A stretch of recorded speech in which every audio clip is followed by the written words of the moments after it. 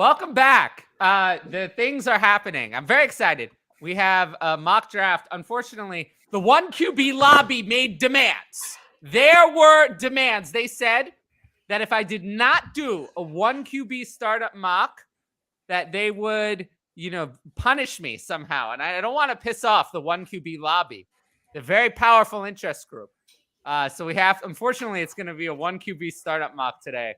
I wanted to keep all 10 of my fingers, but how are you guys doing? And excitement. Josh is back. Josh, you're back. Tell us. Yeah. I actually, I just got back yesterday from a bachelor party as well. It was, I still feel hungover. I'm gonna be completely honest, but feeling pretty good. Otherwise, I'm glad to be back here. That's for sure. And let's be honest. Like, while we all probably agree, I don't want to speak for Patrick and Hush, but while we probably agree Superflex is better, there's a lot of 1QB leagues out there, and a lot of people want to see mock drafts like this. So it makes sense. I'm not in a 1 quarterback dynasty league. I'm in Neither two. am I. I'm not. I don't have one. All I Superflex here. Superflex I won the here. one I'm in, and we're currently rookie drafting right now. So, good to be going. Over the past week, you got to see what happens when I'm in a rookie draft. It was a big problem. There were a lot of delays. Big problems. Well, there were a lot of delays. Luke Schoonmaker has been on and off my team now 3 separate times. Have you traded him? Why? Seen him drop and then picked him back up? I need to check the history on that player profile. Oh, I've done that with other players. I've traded them and then they've been dropped and I've picked them back up. But yeah, I caused a lot of problems in that league, I feel like. I feel like some people were ready to leave that league after. No. Oh, they were ready to leave? Because you were just taking long, or I'm trying to why? I do take a what kind long of time. problems could Some things I like to do quickly, and other things I like to take my time. But in drafts, the clock is there, and it's there for a reason. Yes. Yeah. I will use every minute of that fucking clock if I feel like it. I do not care. People wait all year for these rookie drafts, and then it gets there. They're like, "Come on, let's hurry up, guys! Let's hurry up! Let's hurry up!" No, but but the thing is, I told Patrick that there needs to be want the a clock. excitement, man. They want the excitement. There needs to be a clock, because otherwise it can just take forever. Forever. I mean, there needs to be a clock because a clock encourages me, person who wants to make a lot of trades, to actually get off my ass and do something for the 8 hours that I'm on the clock. Actually use that time. If there's no clock, someone could just not check for 2 days, and then we have a 2-day delay for no reason. It's one thing to slow down the draft, but it's another thing to slow down the draft for no reason. So that's why I believe in a clock. It encourages people to actually pick things. I really like that trade. Which one? By the way, the one where you got Schoonmaker. Which one? There's 3 of those. There's just one. Hopefully the No, because I picked Schoonmaker. No. Yes. And then first of all, I traded Komet for the pick to pick Schoonmaker. Then I traded Schoonmaker and other things for Dulcich. Then I traded Dulcich in a trade for Musgrave. Then I traded Musgrave away for Schoonmaker plus. So see, I did all of those things. So now here we are. That's the history of how we got here. I'm thinking some of that might be missing because we were still in the draft, so it didn't include all of those things for the pick. I think sometimes because all I see is the 304 pick for Schoonmaker by Coop, and then you trading for Schoonmaker for a 2026 second and third round pick. 2026 is very important, And you sent away Luke Musgrave and a 2026 fourth. I know. And he currently sits on your roster. Yeah, but there's more to it than that. There's there's so much. There's so many more layers. There's the Dulcich trade. I can see that one. So I'm confused. Do you like Schoonmaker or not? You're okay with him? Not really. I don't like Komet. The whole thing started because I didn't like Komet. I've been grabbing Schoonmaker in the 4th round of a lot of these rookie drafts I've been doing. So, but yeah, Patrick, people were mad. Mm-hmm. People were very mad about the trade where I got Dulcich. I feel like there was a lot of anger. Sometimes you have to remind people that the worst thing someone can do is tell you no in a trade negotiations. Well, yeah, I've already sent 8 trades to there's send definitely Schoonmaker worse. away. There's definitely worse. They could add words on. Yeah, they could add words on the no. That's a good point, Anj. Yeah. There's Words don't definitely really mean anything. As a person who's bad at trades and Like- always offers the worst trades, I've been totally. You've heard them all. I've heard them all. Yeah. I mean, that's just high school. I've heard all the bad words in high school. It doesn't matter. I know every word that exists pretty much. But yeah, when it comes to trading, on a Call of Duty like lobby. I don't play Call of Duty. Who do you think I am? But at the end of the day, I don't know. at the end of the day, you see these trades come through, and you're like, "How did that happen?" I guess it's an old. Well, it started with someone offering it, and someone else having to accept it. So you never know until you ask. You don't know how someone values people. If you assume that everyone values someone highly because they're on their team, then you're likely to end up overpaying. But that's not always the case. Sometimes people are looking to get rid of players, and they think their value is going to sink. And you need to be able to take advantage of that by offering enough trades out there. Well, I always like taking advantage of opportunities. That's very much my style. We are currently waiting for 4 more people. 4 more people. Yeah, we'll start the draft immediately. I think we'll start it immediately, and then we can come back to we can come back to other questions after we finish. I mean, it is an 18-round draft, so we'll see. I'm gonna try to tweet the link right now. Dave, you're not in the draft. Get in there. Yeah, Dave. Why don't I've never seen you actually join the draft? How about that? He'll join this one. Let's see. Okay, I had a question. I have 105 and 108 in a 1 QB start 9-12 team. I have Eckler, Monty, Higgins, Davis, Burks, Judy. Okay. Make the picks or not? Well, I mean, if you have to make the picks, you have to make the picks, right? I mean, This team is definitely kind of a contender. It's kind of all over the place. It's, got some older guys there. So, I mean, Eckler, I guess, really stands out, Monty, but I don't know. I'm sure there's some top-heavy teams in this league, maybe. I don't know. Kelsey. Maybe it's time to go one direction or the other a little bit more. I'm a little concerned that you didn't mention your quarterback. I feel like if it was if it was a top 6 quarterback, you would have mentioned it. And that's not having one there is kind of a little concerning. Yeah. No, I agree with you, Patrick. So I've made some trades today that were more interesting than the Musgrave one. I have not made trades happen. It is what it is. Well, I traded essentially it was with someone well known, Matt Price. Very interesting. I don't usually trade with him because oh shoot, I just made a trade. I don't usually trade with him because he's too good at this. To be honest with you. 3 more spots. Get in there. A little too good at Dynasty usually for me to trade with him. I usually try to not focus on take advantage of people who know what they're doing. I'm sorry. I want to ask you guys what you think of. I just made a trade in Dynasty. What you guys? I mean, I made it 4 hours ago, but I just saw that it happened, that I got completed. Can I ask you guys about it real quick? Yeah, go ahead. Cool? Absolutely. So I've got the 111. So I received the 111, a 2024 first. The team it looks like a pretty decent team. A lot of risky players, a lot of safe players. They have Jalen Hurts and Trevor Lawrence, so it'll probably be a mid to late, I would guess. But anything could happen. And I also got a 2024 third from that same team. And then I gave away Dameon Pierce, the 107, and a 2024 second.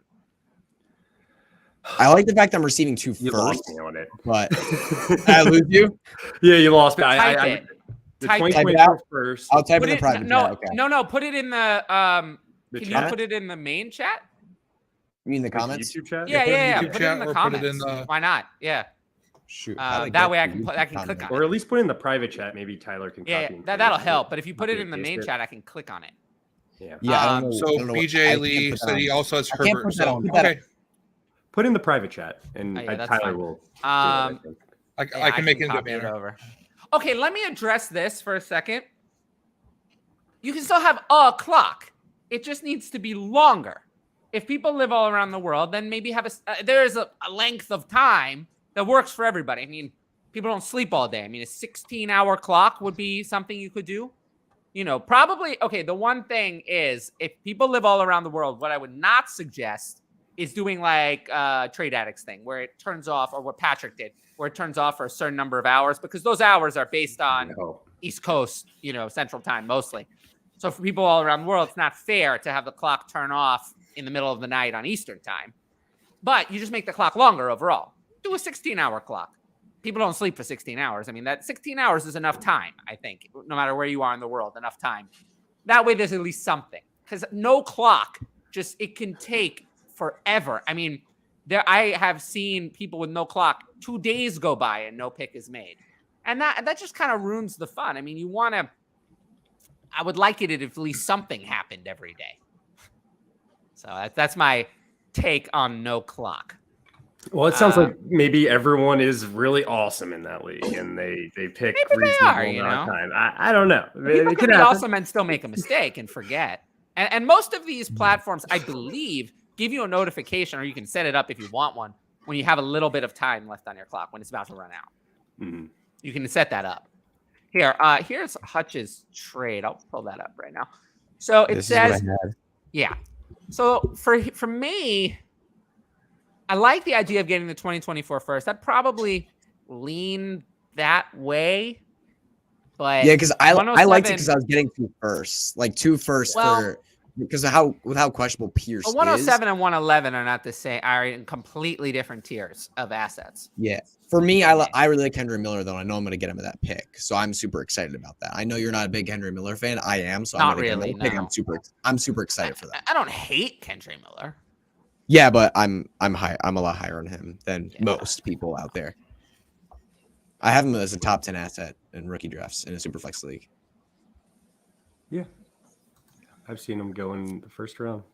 And the 24-hour clock is what Jesse's saying there. So in a 6 per passing touchdown Superflex, all the more reason for Mahomes to be the 101. He's the 101 anyway, but yes. Yes, 100%. Yes.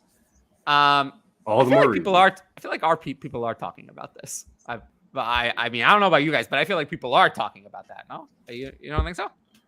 Yeah, they're putting a lot of weapons around him. Lawrence is. He's saying people are not talking about Calvin Ridley as helping Lawrence, and I think I gotta disagree. I think people are very much talking about it.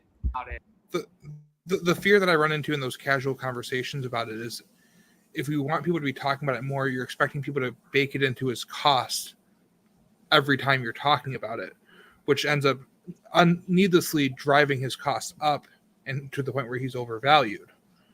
We've seen that with players multiple times, especially with their injuries, where we discredit it for them multiple times, where they get injured and we knock them down their rankings. And then we see something, get an update on their injury. We were like, oh yeah, this player's injured. I need to discount them even more in my rankings, and they fall farther and farther down to the point where they're a value. So in the opposite way, adding people like Ridley here bumps Lawrence's stock up, and then we have the conversation later and we bump it up again. I will say this, though, about the injuries. The very wise Jason Moore, I think we should trust him.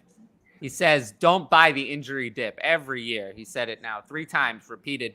He's mentioned it, emphasized it as we go into the season. I always think we should stick with him. He's a very smart man.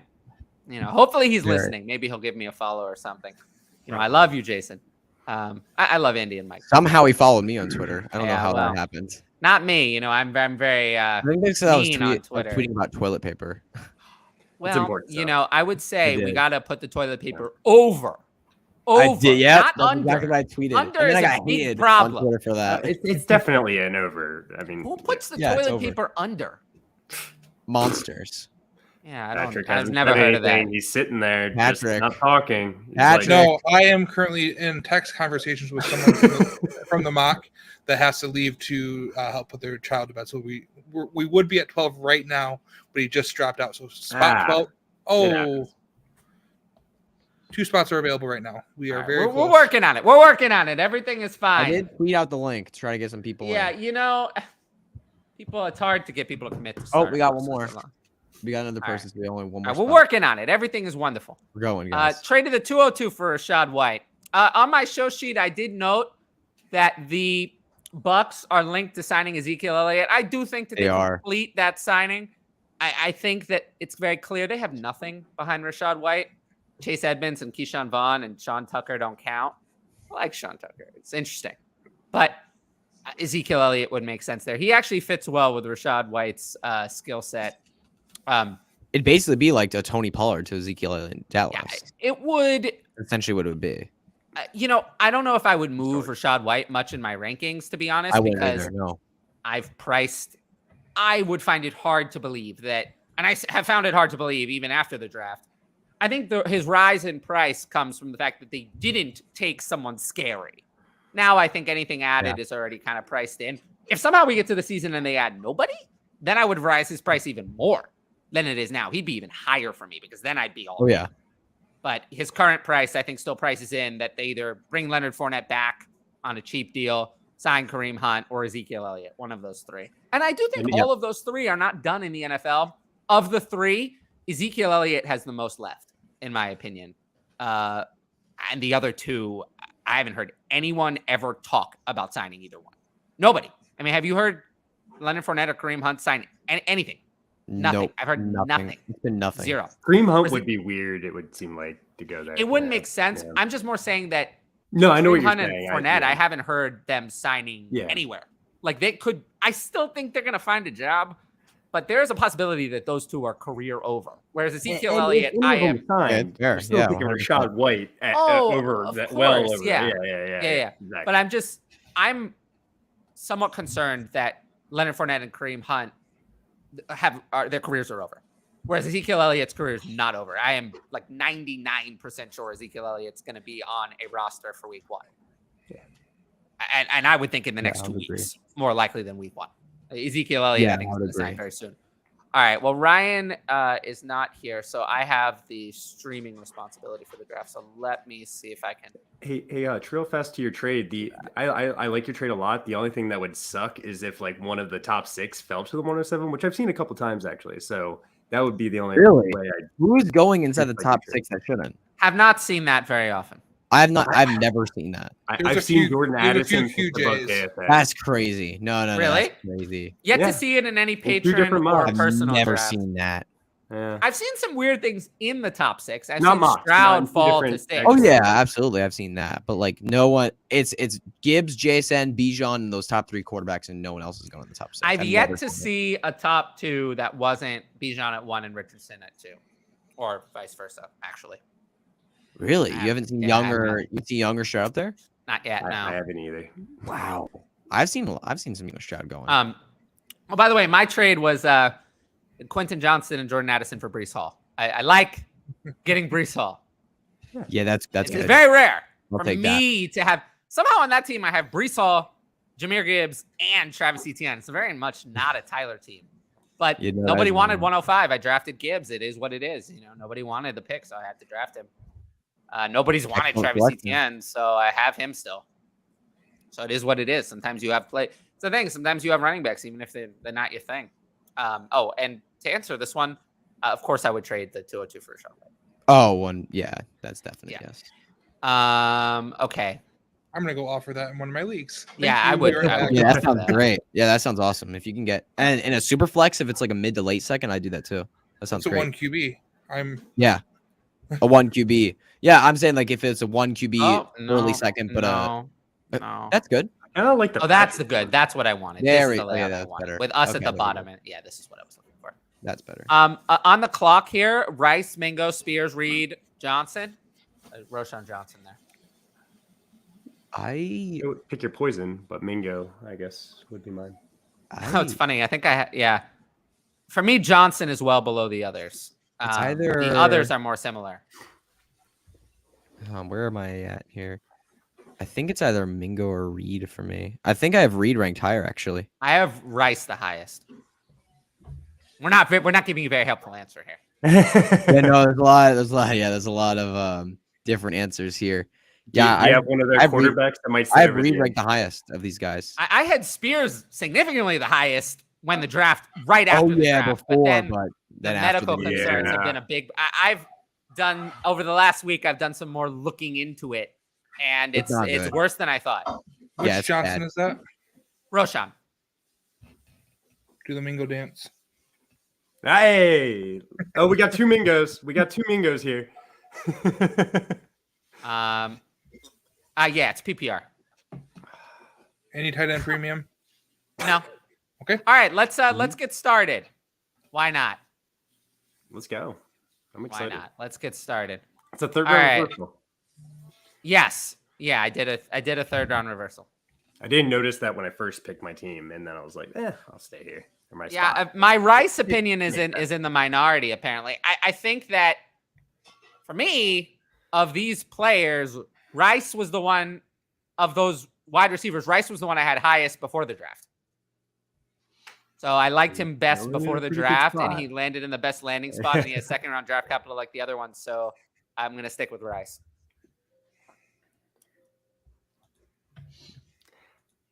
It just seems to me like the Panthers are going to be using Mingo, and I kind of like that Bryce Young and Mingo are coming in together. I know there's a narrative behind that I can get excited about, I guess.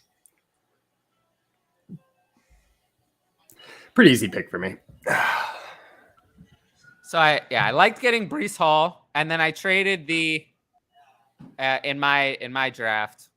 I liked getting Breece Hall, and then I also got I had the 110, and I traded that away for the 203 and the 110 and the 207 for the 203, 204, and 25 second. Because I did not want to pick Zay Flowers. Oh, come on. Those are the four. We're all in a line here. This is kind of crazy. I mean, I was hoping one of those four would fall, but I have the easy fifth. I feel like I need to reorganize this down the bottom. So we're following I'm going to pick, let's go. Yeah, it's easy, JT. Wait, no. No. No, oh my God, I completely misclicked. Are you kidding? No. You said it and clicked it. I did say it. You did say it. I missed the name. I missed the name that was on the board. That was stupid. I would have totally taken Breece Hall. Christian McCaffrey. I missed the name on the board. He wasn't as high in the back, but I would have taken Breece Hall. I'm okay with the JT over Breece Hall. You know, I'm okay with it. I would have taken Hall. I'll lean Breece Hall as myself too. I would go with Breece Hall. I wanted Breece Hall. I just missed his name on the board. It is a 1 QB, but Mahomes, that is early, but it's Mahomes usually. I mean, I have Mahomes at 23rd overall in 1 QB, so not as low as you'd probably think. Completely missed Hall. Dang it. I'd be looking Mahomes like at that 1-2 turn. Yeah, that's probably about right. Just his longevity is AJ Brown. I have AJ Brown at 5 in 1 QB, so that's a steal at 109. Yeah.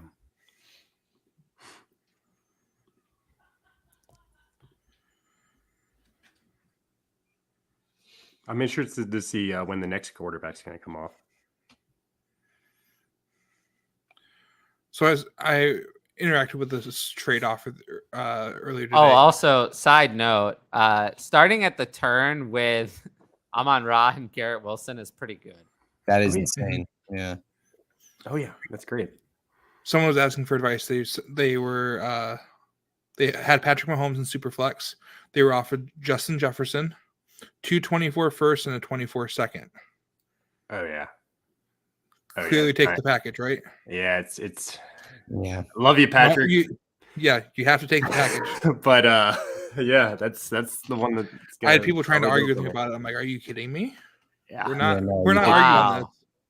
I like JSN, but not that much. That's way too high. Wow. I like him, but not that much, right? I mean, no, that's high. That's high, right? That's way too high. Yeah. It's hot. Maybe if he landed in an Uber premium landing spot, but but he didn't. Yeah. Hey, you're getting a 21-year-old, to start off your team here, and could be worse. Could be worse. When you look at like the list of wide receivers available, it's getting a little. I'm not going to say barren whatsoever. There's a lot of really good guys. It's just like I love that Olave value. Yeah, it's nice. Olave should. I have him in the first round in 1 QB. I mean, Derek Carr, it's a upgrade at the quarterback position for him. Yeah, pretty but good last year as a rookie with the but Derek Carr isn't a saving grace. Like he isn't somebody that's going to like catapult. He's okay, but he supported top tier fantasy receivers throughout his career. So yeah, like I'm talking for the Saints. I completely agree with you. Completely. Yeah. I'm not high on the Saints this year because of Derek Carr or anything, but he'll support weapons. Yeah. This is, man, if I had just had taken Breece Hall, what an idiot. You're starting out on tilt. I'm so mad. I'm like genuinely, because I genuinely just completely forgot because he's all the way down at 15. I didn't see his name, and I'm like, oh yeah, JT's on the board. I'll take him. And I'm like, I can't believe I missed. Oh, I'm really frustrated about it. All right. Well, Hurts over Allen. Okay. We'll just continue. I like it. Hurts is my QB too. I'm fine with spiral. I'm looking down the board to make sure I take my next highest ranked player. Eckler to me is a mistake. Yeah, I would not. I'm very concerned. Oh, that was an auto pick. I'm very concerned about Eckler. Yeah, my next highest ranked player. I'm surprised Josh Allen is. Yeah, it's interesting. I think he's a bit of a value here. I think Higgins is a little bit of value here. Here's my wide receiver 8 in Dynasty. I'm gonna snag him up here. In a second. I'm cool with that.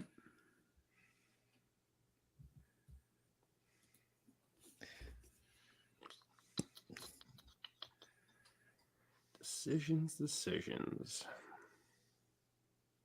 Pitts. All right. I remember when Pitts used to be in the top 4 overall picks. Yeah. Oh yeah. He was up there. No. I wasn't really. I was kind of meh at that price, but I'm much more in at this price. Well, when in a 1 QB, he doesn't have to be my first pick. When I can get someone like Lamb first and then get Pitts, I'm much more happy with it than I would be if I had to take Pitts with my first pick and pass on like a stud at one of the other positions. Probably running back or wide receiver, obviously, in 1 QB. I love this comment. So does this mock make me look fat? Oh, no, it made me laugh out loud. Patrick, I think you should be mostly in charge of the chat. I don't know who to pick. I'll try. I'll take that on. The pressure's building, guys. Mm-hmm. Ooh, Drake London over to Devonta Smith. Interesting. So far it's been mostly chalky, actually. Yeah, it's been no really weird picks. Eckler from the auto pick is a little bit out of a little high out of it, but I think you see it in more casual leagues. I think DeAndre Swift's ranked 26.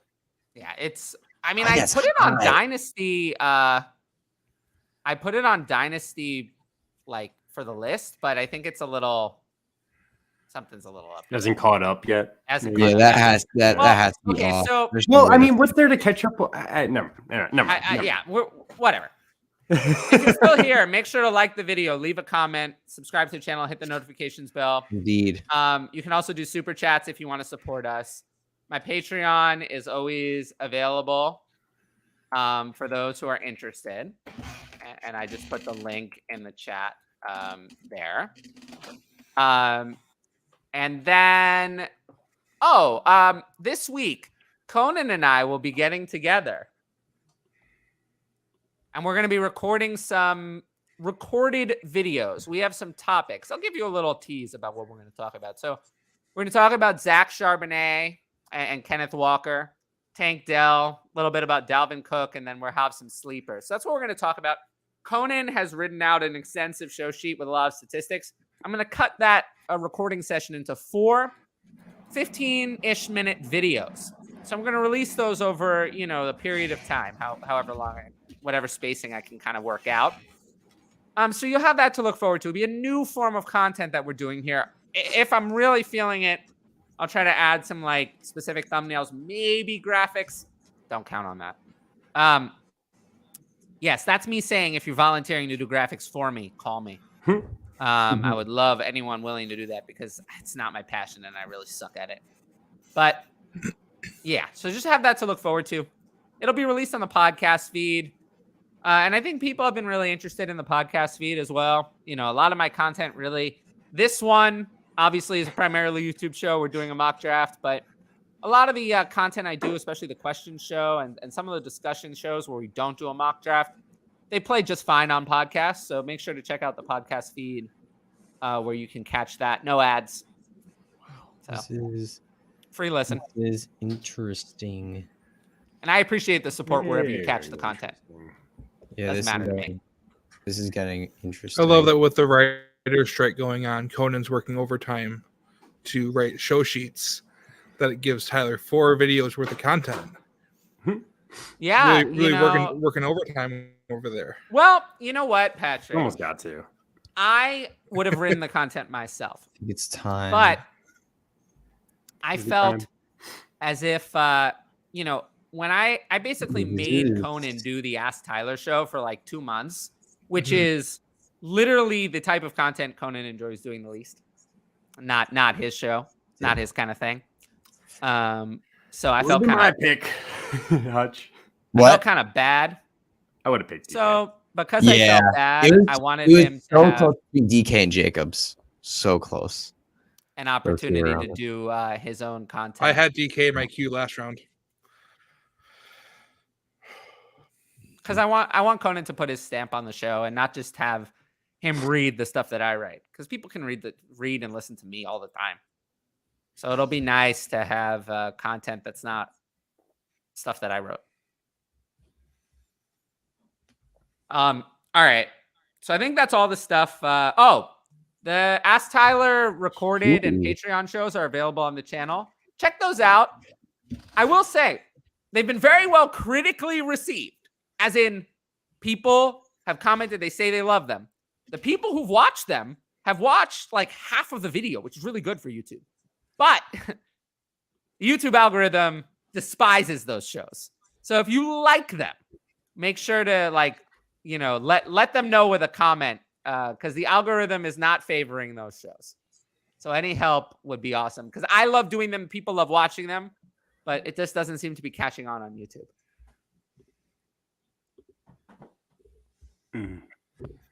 Josh, I was right between Walker and Stevenson there. Yeah. Let's talk about Walker. What do we think about this price for Walker? There's stuff to talk about. I think how far would you have dropped him? It's fine. It's fine, but I don't want to draft the Seattle running back. I just don't want to draft their backfield. I just don't want any piece of them. So, I mean, yeah, I don't. Because the thing is, with my rankings I'm working, I only have Superflex right now, so I can't say where I have him right. But right now he is in a Superflex league. He'd be sitting. He's at RB 14. What was he taking off here? I think higher than 14. I'm thinking RB 11. I don't have him all the way down at 14. I have him at I still have him at 9. Really? Yeah. We're just on 11 here. Yeah, he was taking 11. I've got him at 14, so I think a little of a reach. I'd probably wait till like more or late 4th round based on It was this one draft. of the top players on my board. I think he proved his talent last year. He's a really freaking good running back. It sucks that they took You can Charbonnet, say they proved his talent all you want, but then they went out and drafted a second-round running back. Like, I actually picked the player who was the one player I had ahead of Walker. Treylon Burks, yeah. Yes. I recently watched I dug into some Treylon Burks information. Let's just say that I watched a lot of film from him last year too. I think he's gonna have a really good season if he can stay healthy, and he's the only guy there. So I want to take a player here real quick. I think he's definitely for a contending team because of his age, but I feel like Nick Chubb right now is very undervalued. He is set up to smash this season. Like he really is. Kareem Hunt just got released. Dearness Johnson's gone. There's no competition for him. Deshaun Watson, quarterback of this offense, probably looking to take a step in year 2 forward. Like he is set up to have a really, really good season. And I feel like a lot of people aren't talking about it at all. I feel like there's a chance. I love George Pickens, but I don't know if I love George Pickens that much. Yeah, no, I wouldn't take him that high either. Like, that is I a would little take crazy. in. There are a few other wide receivers I would have liked over him. Tony Pollard. Interesting. Talk about being set up for success. So, unless they could easily. Tony Pollard was a big riser for me after the draft because I really expected them. Oh, yeah. Yeah. What about this? What would you say the split is? Charbonnet is going to be involved for sure. If I had to take a guess right now, it'd be 60-40, somewhere around there. Well, yeah, they wouldn't have picked Charbonnet not to use him at all. Leaning Walker, yeah. Yep. That's where whatever Pete Carroll decides on any given Sunday. Yep. I know it's fresh. That's all kind of a mess. Kind of a mess. You could say overall it'll be 60-40, but you can have like an 80-20 week and then like a 70-30 the other way another week. Like it's gonna be a disaster. It's gonna be a headache for fantasy. I don't want either of these guys. I genuinely just like not that they're off my board. It's just I don't want to draft them. I want other people to have to make that decision. The worst pick in the draft so far. I'm gonna be trying to avoid them for sure. At 410, that 410 one is a disaster. No, that's a disaster. That's lighting on fire. That's Javonte Williams at 410. Oh, yeah. Yeah, no, that's not good. Nope. I'm good. Lamar over Herbert's interesting. Yeah, not what I would have done. I wouldn't have done that either, but I mean, I'm fine with it. I can see it. I can see it. Yeah, because one quarterback you're mostly shooting for that upside. But yeah. But I'm really am. All right, how do we? Well, there goes Herbert as we were chatting about him. Wow. Trying to. Oh, here I can scroll. Interesting, man.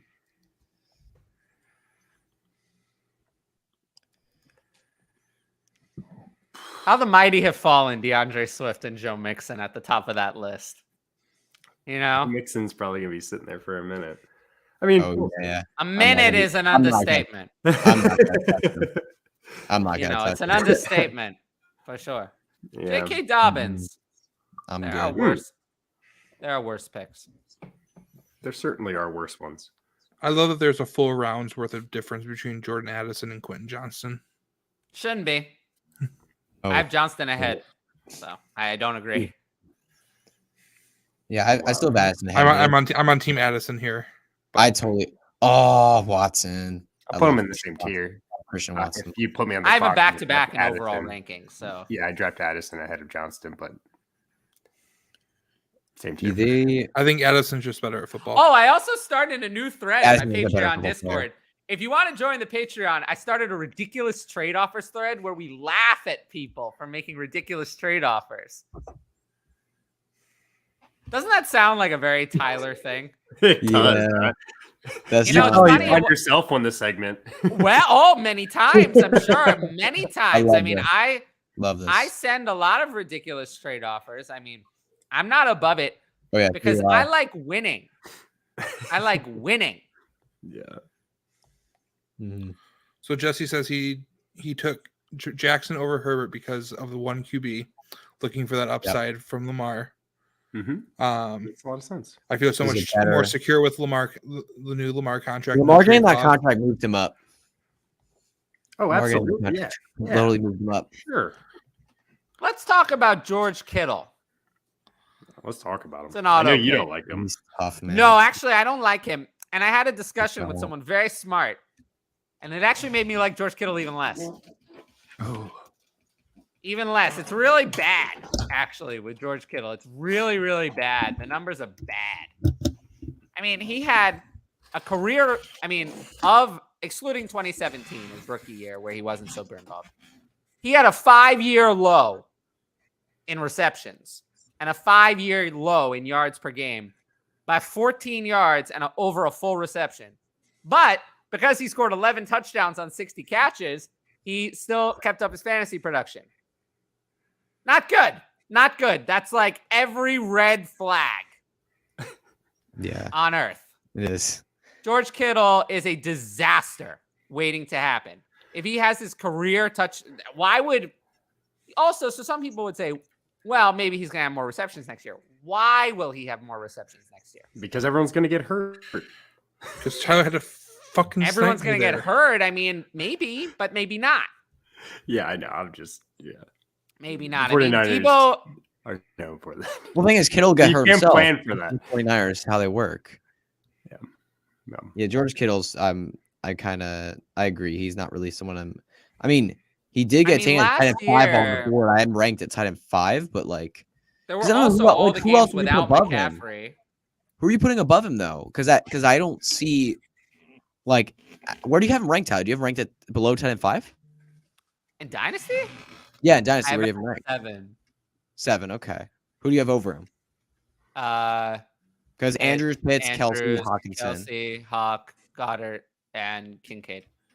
Goddard and Kincaid. Okay. Yeah, that makes all right. The one upside I see with Kittle is how well he did with Brock Purdy. He did do really, yeah. He did his stretch once Brock Purdy started as quarterback, skyrocketed his fantasy points. But he bought Trey Lance a birthday cake. But Patrick, it actually wasn't. But no one came to Trey Lance's. Wait, it was. Were you getting things mixed up? Well, here? no, but Patrick, it's what I'm talking about. He scored 7 touchdowns in those games. It was touchdowns. But of the Brock Purdy starts, so the first one was week 13. Of those games, he had less than 30 yards in 4 of the 6. It's not better. He just happened to score 7 touchdowns. Is one week 18? What's up? Is one of them week 18? Yeah, but he played 71% of the snaps in that game. But still, it's not for fantasy sake. I don't. Well, but he also scored 2 touchdowns in that one. So I figure that would be one of the ones you'd want to include. I'm just saying, George Kittle scored 7 touchdowns in the last 4 games. Buy it all you like. He's never scored 7 touchdowns in any other season. So George Kittle is the biggest sell in all of Dynasty to me, actually. It's close. Him and Austin Eckler, Russell Wilson. Russell Wilson's actually not that much of a sell anymore. His price is actually kind of calmed down. Aaron Rodgers is a big sell to me. Josh, Rodgers. my cue. I think this guy's gonna there's a chance just because of these rankings that we have right now that this guy is available in my next pick, but I just want to. But yeah, in the 6 Brock Purdy games, George Kittle averaged the same 4 receptions and 52.5 yards per game as he did in all the other games. Almost identical numbers. The only difference is that he scored 7 touchdowns in those 6 games. So maybe it's predictive. More likely is that it's not.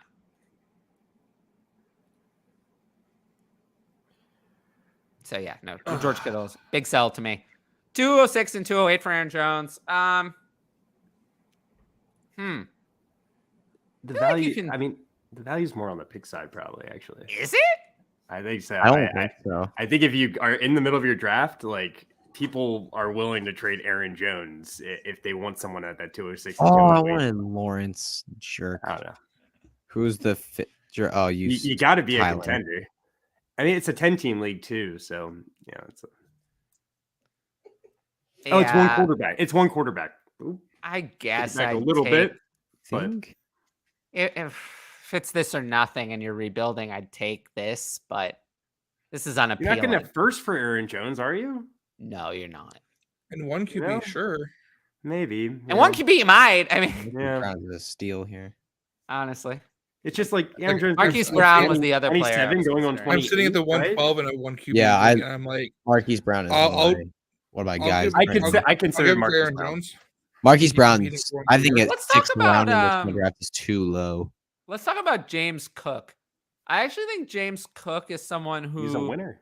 Yeah, a winner, and also someone whose ranking hasn't caught up. This is about right, actually. 6'6" and 1 QB is about right. I just don't. Cook was my big buy earlier this year. I was able to buy him and Kyle together a deal on a rebuilding team, and now that team has turned it around and is ready to go. But also, I like that it's 6'6" and not 4'6". I do have a feeling that as the season goes on, James Cook is going to rise too high for me because I'm not going to move him up. I mean, I still have him below guys like Dameon Pierce, Dobbins, who else? Even Akers, even Javante I have above James Cook. But James Cook was buried in ADP before the draft. Now he's just got. Wait, they also signed Damian Harris, right? Yeah. Yeah, the Bills. But I would just say that I think now James Cook should be considered in the same conversation as those players. And whereas before, I think. Yeah. But I think I agree with you. He's gonna go way too far. I'm still lower on him. Just because the Bills. I just don't get it with James Cook because the Bills don't use pass catching running backs. Their running backs don't score points. Like their fantasy running back, like you look at the running back overall points in the last 3 years for the Buffalo Bills. But Devin Singletary 2 years ago, like the last 4 games of the season, he was really good. It doesn't matter when you look at the last 3 years of running back overall fantasy. I know when you look at overall fantasy points for running backs the last 3 years for Buffalo, like they're at least below average, if not horrific in running back fantasy points. They don't use their running backs as pass catchers. And James Cook's not a guy that's going to get 15, 20 carries. Like, that's just not him. He's the guy who's going to catch a ton of passes. That's his talent. That talent doesn't work in Buffalo. That's not what they do. It just isn't what they do at all. And I'm out. I don't like James Cook. I feel like he's in a better scheme. Like if he's in, like if San Francisco didn't trade for Christian McCaffrey and he could catch passes in that offense, he'd be great. But this is not the offense for James Cook. And he's not talented enough to the point where they're going to change the offense for him. Like he's not that level of talent. So I'm just out on James Cook. I do not want to touch him. I just don't want him. Right now in Superflex, I have him ranked. I think he has room to go up. James Cook was not the top player on my list. He still has room to go up. I think he still has room. I think I'm going to be. As in, there were other players I had. Calvin Ridley, I think, is someone I'm just out on, mostly. His price has gotten a little high. His price is just assuming he's walking back in and is the 2020 Calvin Ridley. And I don't know how we can just assume that. I have him I'm nervous for his mental health. I have him at Dynasty wide receiver 35. I mean, if anyone should be at you're in tune with it. I was about to say, like, I'm wearing my mental health matters shirt. We've got a guy who missed time 2 years ago due to mental health and anxiety concerns, and I'm assuming depression as well mixed in there. Add that into then suffering and having to deal with a full 1 year suspension from the league while he's still on his rookie contract and making very little money in comparison to peers that had put up similar numbers to him. And now he's coming into a whole new system, has to reinvent himself. If he starts having struggles, I'm concerned where his mental tenacity is and how well he's going to handle adversity when it comes. That's not to say he can't. That's not to say I don't think he will, or that he is able to overcome those things. I'm just nervous. I like Anthony Richardson. Actually, we love you, Josh. Anthony Richardson. Can I mention something about Anthony Richardson for a second? I think that honestly, I think Anthony Richardson in Dynasty is looked at. He's looked at as a very risky pick, and long term, he absolutely is a very risky player. He's someone that is really, really risky. So let me that pick was personal. That Kendrick Miller pick was Akers. Nixon, I can't believe I definitely you. would not have taken. I can't believe you. That was personal. Tilting again. I know you got me. I mean, I had 2 players on my board. All right, the essay Ridley wrote sold you. Okay. My thing with Ridley is nothing to do with an essay. It just has to do with he's 28 years old, coming back off a long layoff, and if he doesn't deliver immediately, he's not going to have any value. Calvin Ridley. People are valuing him as if he's already hit. For real, He that's hasn't. exactly it. That's the thing. Like they're valuing him as if he's already come back and looked good, and that hasn't happened yet. Mm-hmm. Indeed. Yeah. I'm just willing to be wrong on Calvin Ridley. I think it is the reality. With the price and how high it is. Yeah. Oh, also, I love getting Devon Achane there. I am very high on him. That's great. Very, very high on him. Great spot for a special team. I'm all it. Yeah, no, not needing Devon Achane. I like that. Honestly, I love that comment because I couldn't I do Achane's fine, but I see a special teamer. I could be wrong on Achane, but I'm really nervous that he gets relegated to special teams. I'm not and is fighting for every touch out of the backfield for fantasy purposes. It's terrifying me to the point where I will not draft him. Really?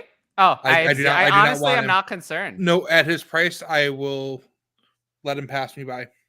I'm surprised. Because I have no concerns really at all.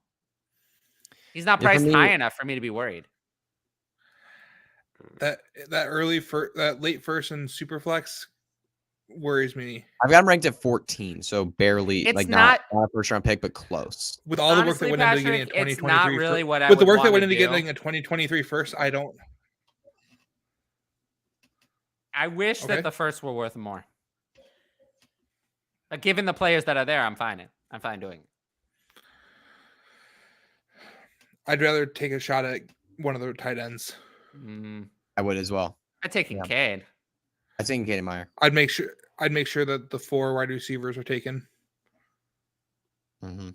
I want Kincaid for. And I don't even think Achane's my running back 3. I'm still not sold on who should be my running back 3. Andrew Miller. Easy. To me, it's Achane by a lot. Okay. While I'm on the clock.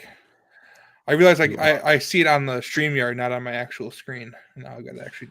Yeah, no, Achane for me, I've noticed, it's very polarizing. I mean, you have essentially the people who are just out, or the people who, are visionaries like you. Are visionaries. That's right. Visionaries. Like I find myself. I love it. Not loving them in the first round. And I was super flex rookie drafts. Yeah, I'd rather wait till early mid round too. Yeah, to take him. Mike Evans. Yeah, no, the 2 mics in a row. I don't like those mics. I don't like them. I'm getting a lot of value in this draft, actually.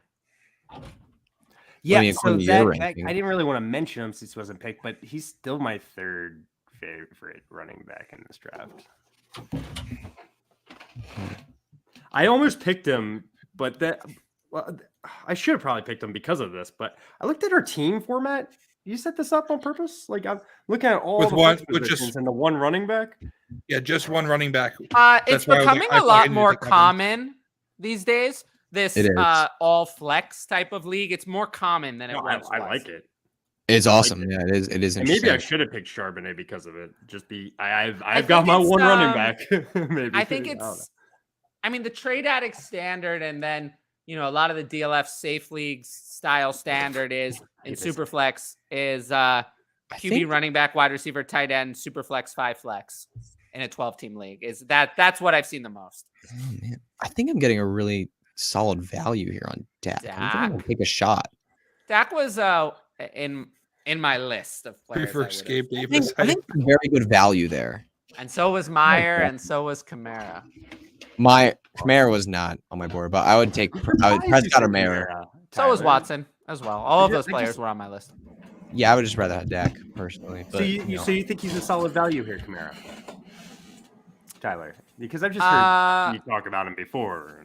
Yeah, I mean, it's one QB. Yeah, Tyler's recently telling me.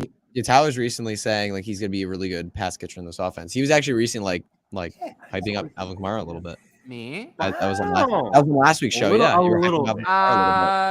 Well, I just saying good things, maybe not hyping up. No, I don't know how much I was hyping Alvin Kamara. I mean, in Dynasty, I have him ranked at, running back 29, which I think your casual would say is way too low. So I think most people watching would not think I'm high on Alvin Kamara. Yeah, I'm not 33 with him. But I caution people against drafting Kendre Miller as if Alvin Kamara were deleted, because they restructured Alvin Kamara's contract, which they did not want to do, but they had to push a lot of the guaranteed money towards 2024. They're planning on Alvin Kamara being there. So I would caution people on overvaluing Kendre Miller. He's a reason he's a player I have zero. I have zero Kendre Miller. A player I was never in on. The situation's nothing special to me. Not a great offense. Competition that's not going anywhere. Contracts are very guaranteed and locked. There's just other people are seeing things. I don't see those things. So probably the player I'm the most out on in the rookie class, Kendre Miller. A lot of people are throwing him into the first round, and I would throw him around I take Zach Charbonnet over him every time because Zach Charbonnet is so much better. I would too. I don't care about. I mean, first of all, I'm not sure that Zach Charbonnet is just a better prospect. In my opinion, it's not, and I don't have it as a close better. I think he's a lot better. I honestly, when I watch them both on film, I completely disagree. Kendre Miller looks. I mean, I watched them. I watch them both. Yeah, I watched them both. I think Kendre Miller's honestly the better player. Zach Charbonnet was infinitely better. I call him Kendre Mehler. I always see it takes the whole field attack with Kendre Miller. Kendre Miller's fast. He's super explosive. He can take big chunk runs. He can pass catch, not as well as Charbonnet, I would say, but he can take screens and dump offs very, very well. And dude is just overall a fantastic running back. There's very few weaknesses in his game, if any. The thing with Zach Charbonnet, he's a great player, is he got the draft capital that we wanted, and there's not the right running back obstacles go away. The thing is, you got to think though, because Kendre Miller was being mocked in the 4th and 5th round in most drafts, and that's why you attacked me all the time. Every time I hyped up Kendre Miller, I mean, not like I wouldn't say you attacked. Well, that's not the only reason. And yeah, obviously, but like he didn't test the combine, and he still got day 2 capital, which for a running back is great. He was drafted as the RB4 off the board. To me, they just weren't comparable. Really at all. I don't see that at all, honestly. Zach Charbonnet to me is just better. I really like Zach Charbonnet, so I'm gonna side with Tyler. But Zach Charbonnet was someone I could have ranked as a top 15. But we gotta admit, Miller's in a better spot. If the locations were reversed, we'd be Charbonnet, let's go. I think people are thinking that the New Orleans spot is like amazing, and that's part of what I'm saying. I don't think it's amazing. I think it's below average. I think it's not one of the best landing spots. I don't think it was not on my list. Below average. It's not amazing, but Jamal Williams, his contract's very of the teams that would have considered a running back at all on day 1 and day 2, they were not high on my list. A handful of teams that were like really good landing spots. New Orleans was near the bottom for me. Was near the bottom. Was a team that had 2 running backs with big contracts. The Seattle Seahawks. I'm honestly not sure that. I think that's partially being overstated. I'm not sure how much worse. New Orleans is not great. 2 running backs with expensive contracts that aren't going anywhere. You're making me make my faces again, Tyler. Both of whom were used last year a lot. I wanted to be on your side in this argument. Now I find myself, I'm going to just agree with Touch just because. Okay. You can do that. Yeah. You can have all the Kendre Miller you want. I'll have 0. Yeah. I just 10, I just 9, 8, 7, 6, 5. Thank you. I needed that. Oh, you mother trucker. I keep taking your guys. They're mine now. They're not yours. They're mine. Brian Robinson. How much are we going to have Brian Robinson, Bijan Robinson mistakes this year? Oh, I thought that was Bijan. That wasn't Bijan? No, I just mean in general. I feel like we're going to have people trying to offer. Teams. It's going to be bad. And I'm not ready for the conversations of having to be like, Commissioner, fix this. I know. I'm not ready for that. Do the right thing. And it's like, yes, it's the clear fix it. If they say it right away, I'm all about, if someone. That's always the thing for me is if it's right away. Yeah. Fix it. If it's a day later, then too bad. That's a problem. I completely agree with that. Completely. Even if it's like 5 hours later, like it's got to be like immediately. If people like start shitting on your trade, being like, oh, they're like in the chat and they're like, oh, that was a horrible trade, and then he's like, oh, I didn't mean to. That's weird. That's weird. But if they're reacting, thinking, oh, you got Brian Robinson versus Bijan, like that's realizing it because they called it out is realizing. Yeah. Well, if it's a few minutes later after they called it out, then sure. Exactly. I don't know where I am here. You're on the Tyler Fantasy Show. You start up mock draft.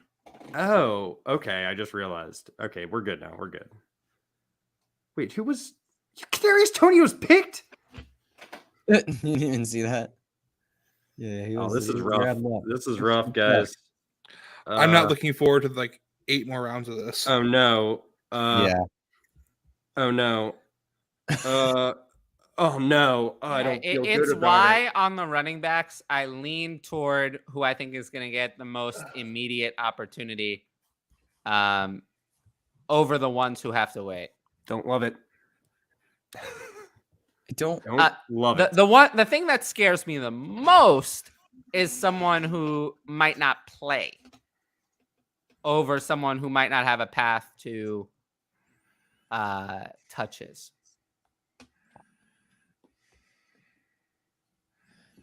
Like, it's why I didn't draft. I'll give you an example. It's why I didn't draft any AJ Dillon year 1. I didn't think AJ Dillon was going to get on the field. Like, Aaron Jones and Jamal Williams were both there. I drafted 0 AJ Dillon. Then, in the week 8, I might have tried to trade for AJ Dillon. But those types of players, I just don't. I want someone who has a path to the field. This is tough. So, like, Israel Abanikanda, not really a player I'm looking at, for example. Yeah, he has an early path. I'm taking Glover just to sell him and trade him away. I'm pretty sure Hall's going to play week 1. Oh, yeah, Hall's going to play. Okay. Oh, no, he's going to play. I think he will. Play. Are you 100% sure? No, you're not. I think Abanikanda still has a path to the 53-man roster for sure. Yeah, that's true. But I am not even sure Abanikanda is the RB3 to open the season. He might be. He might even be the RB2, but I'm not sure. He has all the potential. He has all the potential to be the RB2, which is he also all has the potential. Yeah, but he also has all the potential to be cut for the team. Yeah, exactly. The ones I'm avoiding are the ones. So I'd much rather take Chase Brown, even though I didn't like him nearly as much as a prospect. Oh, I love that. Yeah, I love Chase Brown late. He is just because right now Chase Brown is almost certainly going to at least make the team and is probably going to have some touches early. Even if I don't, of course, I would sell him at that point. But Roshan Johnson. There is competition, but I think he'll have an opportunity to mix in, just to see what he's got, raise some hype. So I'd much rather have someone over someone like Abanikanda who's just buried. I've seen Roshan Johnson rising like crazy. Roshan Johnson hitting almost late first, early seconds. Yeah, that's absolutely insane. And trying to talk people down from that has been difficult. Yeah, that's absolutely insane. I mean, we made this mistake with Justice Hill. We made this mistake with Samaje Perine originally. Mm-hmm. That was actually before my Dynasty time, but people made that 5 mistake. 5 years later, they're making the most of it. 5 years later, he might get to start in Denver. Sure. He might get to start, but we made this. This mistake has been made many, many, many times over. Day 3 running backs always have it in their range of outcomes that they do 0. Kenneth Dixon was another one. Day 3 running backs, there's no commitment to them. There's no real naming Ravens. All right. Yeah, day 3 running backs are not always even a guarantee. What's that player for the Chargers? Which one? Joshua Kelly? Joshua Fumble. Joshua Kelly doesn't exist. Isaiah Spiller. Oh, man. Isaiah Spiller's another one, yeah.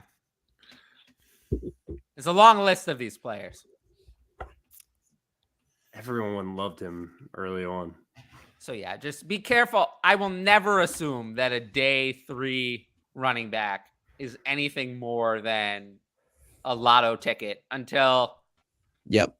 With Dameon Pierce, when we got to the point of the season and they named him the starter, at that point, I was starting to be willing to believe it. But that's kind of the point we got to get to. And nobody's in that situation. No. Oh, man, this is... You brought up Chase Brown, and look what happened. That's okay. Yeah, I was looking for him. I liked him as a value, but I even thought this might have been a little early. And by a little, I mean a lot. This is so tough, man. And yeah, I agree with Patrick. There are ways we could have done this that would have been more convenient. I would have loved John Mechie there, but I wouldn't have hated John Mechie, but I don't know if he would have been my first choice. By the way, intrigued. I'm a big Cedric Tillman fan. I do like Cedric Tillman a lot. I'm very intrigued by him in this offense. Evan Ingram. I just like his talent. I like Cedric. I really do. Yeah, he's a big physical. Who did I judge? For me, I don't know. I think he lacks a little bit of speed. It's the only thing he lacks for me. But he's a big physical wide receiver that can really take an Ingram over volume. Probably, honestly. I don't know. Tyler, I've only ever written like 2 articles for Dynasty. Yeah. And one of them was on Evan Ingram. And what did you say? Going into last year, like he has a chance to reinvent himself and be a top 10 Dynasty tight end. People should have listened to you instead of me. Let me tell you. Mm-hmm. He's gotten targets with 5 different offensive coordinators is like 5 or 6 years in the league. He's always gotten targets when he's on the field. Like up there with like the top 5 tight ends in the league. Just never had the tight ends to back it up. Yeah. But also getting into the top 10 tight ends isn't that hard. 10 guys. Patrick, someone's being mean to you in the chat. He gets scored like 9 points a game. You see that? What? It says here, Patrick is an awful drafter. Yeah, Patrick. Patrick, I don't agree with that. That's because I keep stealing all of his guys. Everyone I think is going to get around the turn is not coming back to me. I like this team. I'm okay with this team. There's a lot of guys that aren't sexy picks. I don't think the Mike Evans, Juju Smith-Schuster, Sutton are sexy picks, but I think they're going to put up points. And with the roster, Patrick, though, you're taking heat from the people. That's fine. I'll just start sweating. And how will he do that always? I mean, when this league becomes real and we select that setting at the very end. Wan'Dale Robinson, he's kind of been forgotten about. Yeah, he's got the upside that I'm looking for with the 12th pick in this draft, so I'll take him. I'm happy about the pick, honestly. Interesting enough. I really like that for someone that's falling. Yeah, I mean, like, who else are we scared about as a receiver? Oh, come on. I wanted Danny Dimes. That would have been nice. It's good. It's a great quarterback to pair with Kyler Murray. Yep, that's what I was about to say is I've got two guys together that'll put up like a top 8, top 10 season. I actually like Darnell Mooney.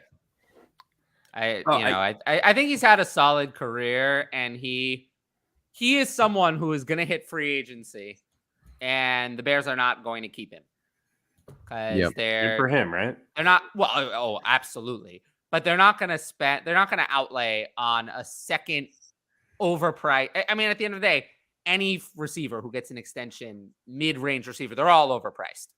So they're not going to outlay on that kind of player in their offense. So, he's someone who could get a low-key big contract that you wouldn't expect. Could be the wide receiver, too, for a better team. Eckler or Walker? Walker. Gross. I'll take Walker and take my chances on Walker just being great. Yeah, I think I'm forced to agree. Yeah. What Yeah. was I'm gonna take Walker. I would as Eckler well. or Walker. Yeah, I take Walker personally. It's Walker, but I can see it if like you. Eckler scares me. I can understand Eckler if you really believe in him and you need it for this 1 year push, but if you're looking at anything beyond 2023.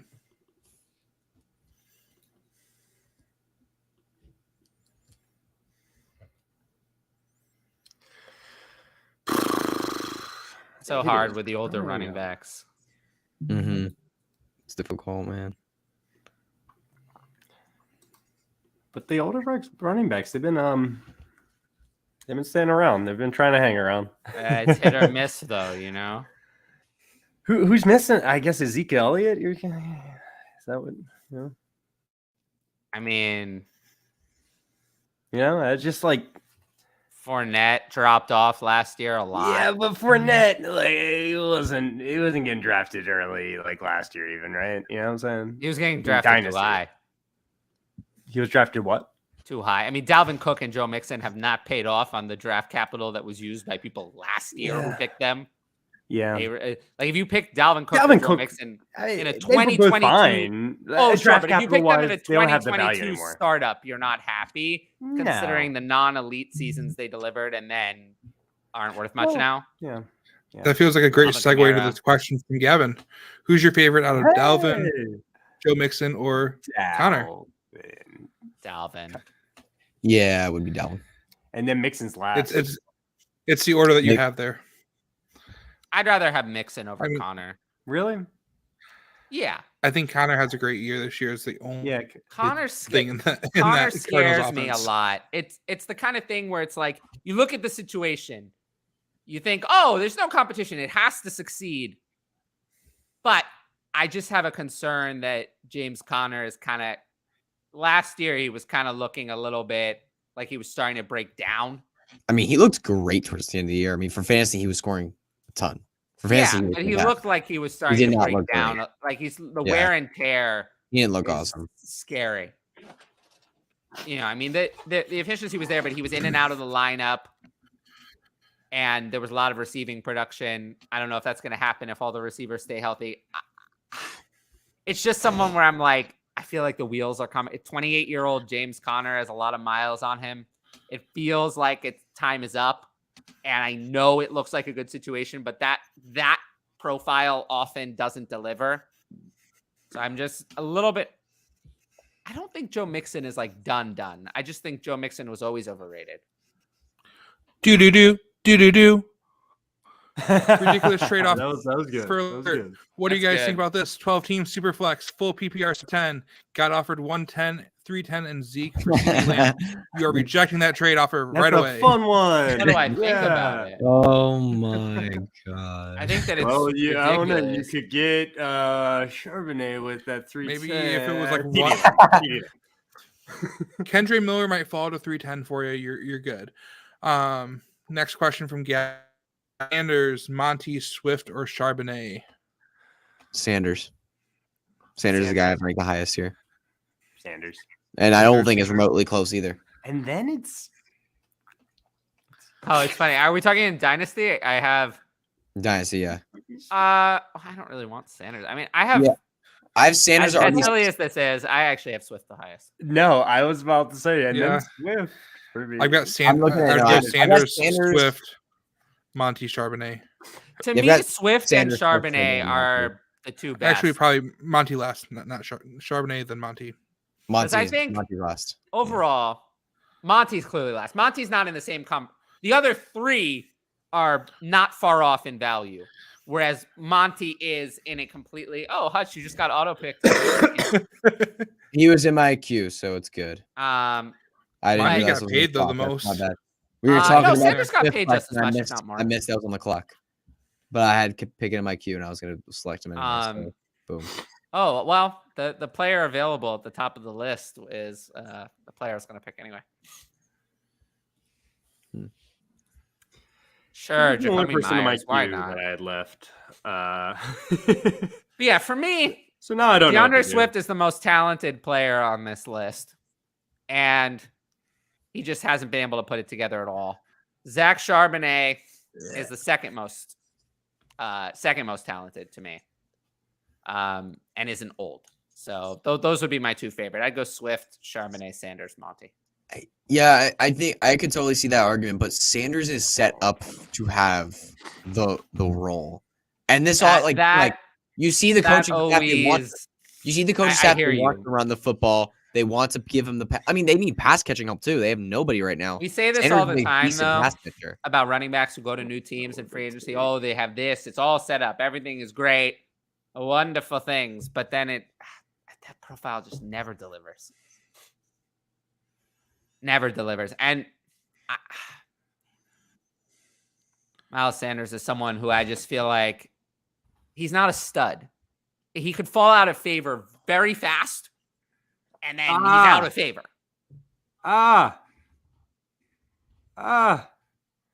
He doesn't have like the name cachet of someone like. No, but he's a very good player. He's one of the better running backs in the league. But put it this way: if Joe Mixon were cut tomorrow, he would have a job later this week. You say Whereas that, but with the Miles Sanders would have a age, I don't know if that's a fact. Miles Sanders would get a job. Well, it's off field. With what we saw Deontay Foreman, who Josh just shows. I agree.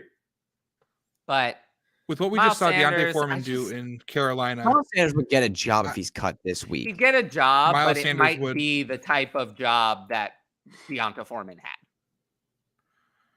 That type of job. In the Panthers offense? Because I'll take that. He was great. No, the one that he has now. The one he has now. A 1 year, $3 million. Sanders isn't going to get cut. Sanders isn't getting cut. No, but also Sanders last year was a massive volume outlier that's not going to be repeated. He never held up. They tried that workload 3 other times, and it worked none of the 3. So I don't buy it. Sanders is a big sell to me. Deontay Foreman also had a completely different coaching staff. Yes, he did, Jesse. Thank you. Well, I always wanted people to correct me. That's why I got on to podcasting. For people to correct you, that was your whole purpose. You're like, I don't know what I'm talking about, so I'll podcast and people will tell me what I'm wrong about. Yes, 100%. Okay, I love it. That's why I'm friends with Tyler. Tyler tells me where I'm wrong. Tyler doesn't hold back. That's why I like it. That's sweet. Tyler's probably one of the few people in my life who can consistently tell me that I'm wrong in life, and I don't take it personally. Aw. That's because I'm that mean to everyone, not just you. Yep, 100%.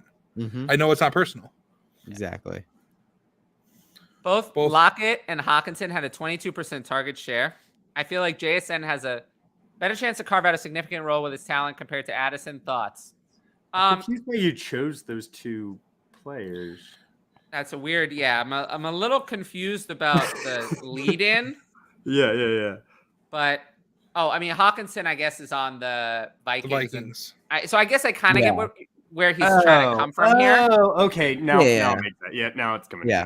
Well, you also have the target share of Adam Thielen that's now missing from that offense. You do. You've. It wasn't over. Did he get? What did he have? At the end of the day, I'm just going to spitball like 17%. I think did he have over 100 targets last year?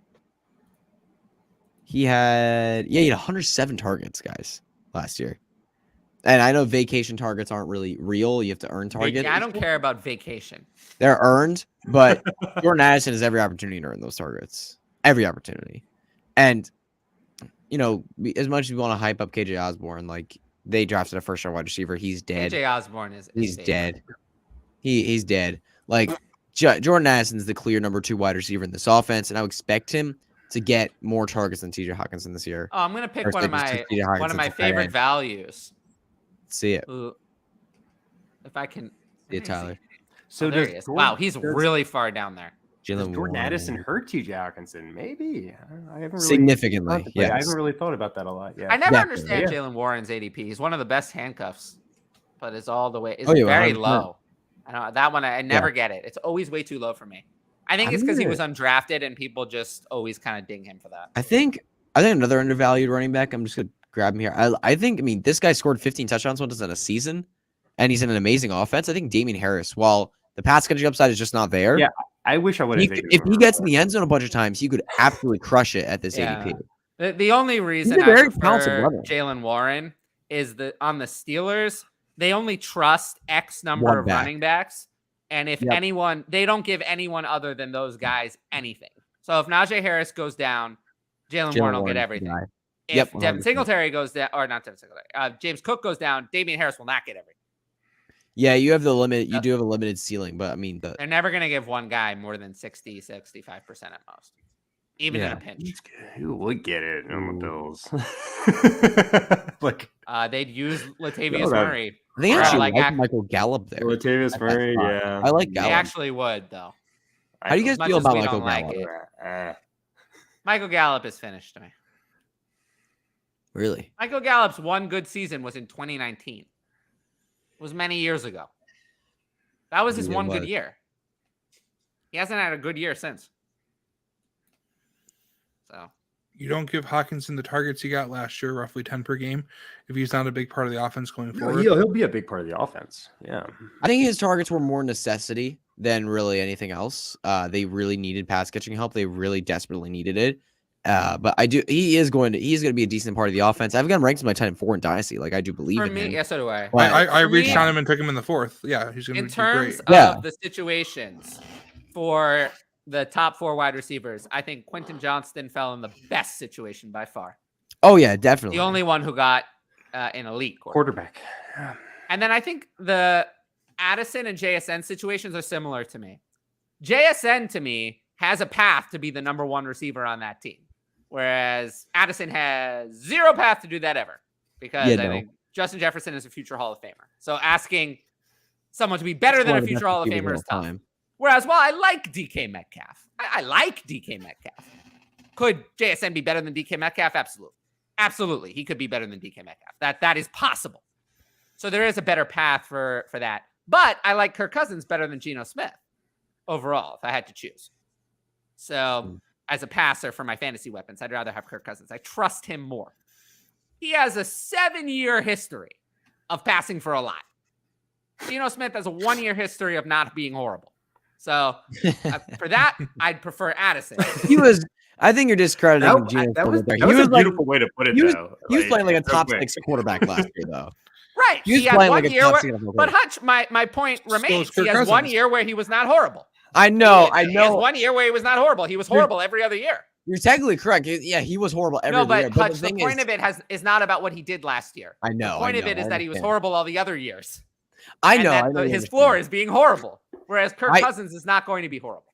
I understand what you were saying. It just sounded a bit misleading when you said not horrible because it wasn't misleading. It was very leading. It makes it sound like you're undermining what he did last year. But I totally think he was agree. very great. I mean, he didn't write back. He didn't write back. I think he was good.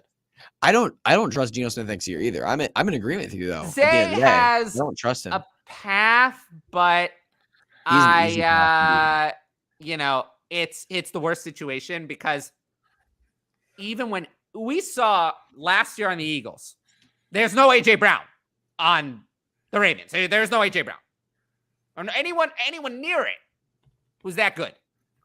Is there even anyone on the level of, maybe you could say on the whole, Mark Andrews could rise to the level of Devonta Smith? They're not the same, but in terms of quality of a weapon, maybe you could say that. Hot year on the clock. Sure. So I do understand. What is the best case scenario for Lamar Jackson? That he throws 4,000 yards? You weren't lit up green. Oh, yeah, no, I'm here. I had to leave for a second because it keeps freezing on my phone. It's annoying. Gotcha. Lamar Jackson could throw for what? 4? You know what? No, I'm not doing that. Jalen Hurts would have, if he played every game, would have had about 4,200 yards, and that's with better weapons.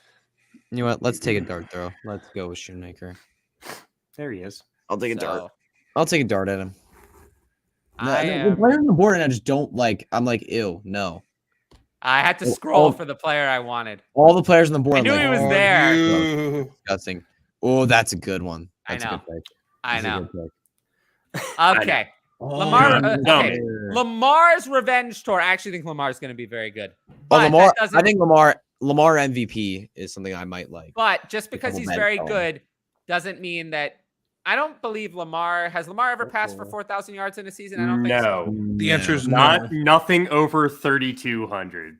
Yeah, if I remember correctly. I believe one year where he broke fantasy, he had like the highest touchdown rate like ever. He had the most touchdowns in the NFL, passing touchdowns. Yeah, that's not. He hasn't broken again. 30. He hasn't broken 3,200 yards in a season. That's not going to happen again. That was an outlier. So that was. I mean, unless he has more pass attempts, he's not going to have 39 touchdowns again. But how much is he going to pass in passing attempts? 5-6 a game. He's not going to go from 20 to 35, 40 like a Justin Herbert. The thing is with Zay Flowers, there will not be 2 elite weapons on the Ravens. It's not possible. There could be an elite Mark Andrews and then like a solid. There could be an elite Mark Andrews and a solid wide receiver. That's true. There could be that. I mean, Marquise Brown had over 1,000 yards. Oh yeah, that's what I'm saying. But Marquise Brown did his damage. A lot of his best games were when Mark Andrews was struggling or hurt. Yep. And then when Rashad Bateman was out entirely, when there was no one else. That they could pass more this year. There's a lot of new coaching staff that has they're going to pass more. And they added a first round wide receiver. More. I just think some people seem to think that Lamar Jackson is going to throw for 4,500 yards. That's not going to happen. I think he'll get over 4,000. I do think that's. You think so? I think it's I take the under because of the passing more. Yeah. Oh my goodness, yes. I'll take the under on the 4,000. The best weapons he's ever had in his career, I would say. But you give him 35, 37.